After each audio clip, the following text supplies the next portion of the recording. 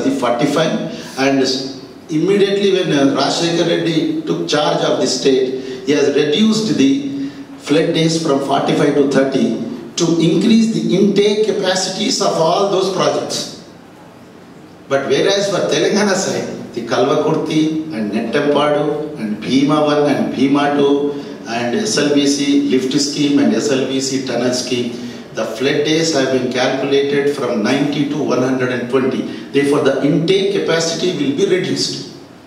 In a month period, the total intake capacity on the Rayalaseema projects is about 1 lakh cusecs. Total, the cumulative intake capacity of Rayalaseema projects is about 1 lakh cusecs. And the Telangana side is only 15,000 cusecs. That means in a single day, they can draw 8.5 TMC water on right side, and we can draw only 1.25 TMC on left side. That means in a month period, they can 8.5 into 30, 240 plus 50, nearly 255 TMC water they can draw in a single month as per their flood days. But in a month, for Telangana side, we could draw only 37 TMC.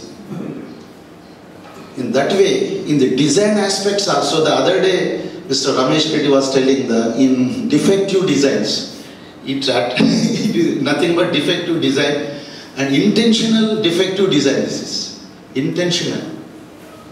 Not to allow the Telangana projects to draw water in a short time. And this is the main, what is called, reason for our concern. It's totally they are diverting the river water to Rayalaseema and Prakasam district by these projects. Somehow, CM has told that the Seemandhra will become desert once the Telangana is separated. How come? Because as per the Krishna Bachavat Tribunal, AP was given 800 plus 811 TMC, and Bachavat itself has distributed the water among all the projects which were existing in 1960. In that way, they have got 181 TMC for Delta and nearly 280 for Nagarjuna Sagar. Nearly 50% of total water has been allotted to these two projects because they were, one was in already commissioned Delta and Nagarjuna Sagar was under construction by 1960. In that way, the Seemandhra people, they have got their share more than their catchment area. We were supposed to get 550 TMC as per catchment. In basin in Andhra, we are in Andhra Pradesh, Telangana share is 68.5%.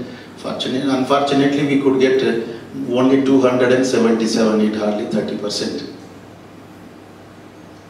But how to sort out the things? There is no problem on Godavari. The simple reason is not constructing a project in Godavari because there was no technology at that time. When AMRP was contemplated as a counter to the SLBC, as a tunnel scheme, but Nalgonda leaders, they said it may take I don't know how many decades. Therefore, let us go for early benefits.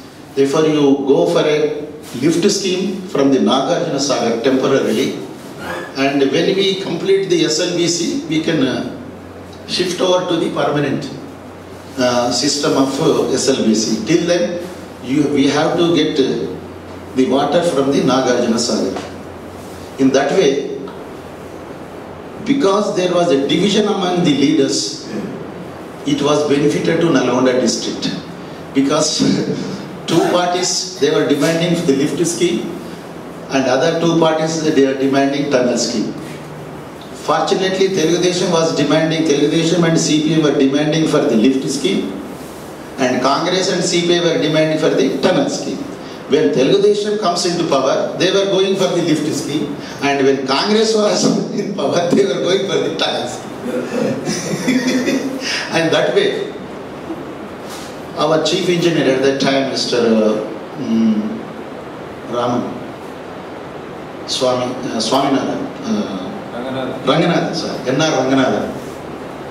He said, please let me start the project from the common point where these two lift or tunnel meets. Therefore, we have started our project in 1983 from the common point, that is kilometer 25 to Musi, up to 137. In that way, we have started the project without the head. And head was to be decided when Telugudesam comes, it says only lift.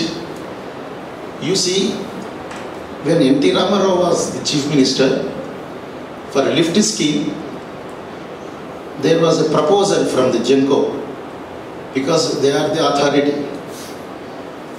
They have proposed a lift scheme of 60,000 HP motors, 5 motors. 60,000 HP, 5 motors. And you see, because they used to say, when I talked to them, they said, it is nothing but reversal of the power stations, power generation stations. In power generation stations, when we give water, we will get the power. But here, when we give power, we will get the water. That is, the reverse turbine system is already established in Nagarjuna Sagar. 100 megawatt reversible turbines have been established in Srisailam and Nagarjuna Sagar. But then where is the question of doubt that this project will not be successful in getting water? In that way, they have proposed one project, and for that purpose, we were supposed to get the motors from the Japan, and N.T. Ramarao has asked the department to inquire with the Japan government, Japan companies, whether they can supply such huge HP motors. When it was published in paper, Rajashekar Reddy has stated that N.T. Ramarao is getting a bribe of 100 crores under this guise of getting the order from the Japan. Immediately he has shelved that project, N.T. Ramarao. This was in 1987. 1987. He was the person for not going for a lift scheme in a big way for Telangana region, Y.S. Rajashekar Reddy. And somehow we could manage with the lift schemes, and finally it is 25,000 HP motors have been commissioned for now, and fifth, there is a provision even for fifth. Till the first motor was commissioned, there wasn't any hope for any lift schemes. Everybody was criticizing the way the present lift schemes on Nagarjuna Sagar failed, and how the IDC, they could not able to maintain the lift schemes and the motors. The technology is totally, that is centrifugal motors, and this is totally vertile turbine motors. These are connected to the national grid. National grid. Even a whole district is under dark, our motors were running once. Because it is directly connected to 220 kV line. Therefore, that is grid.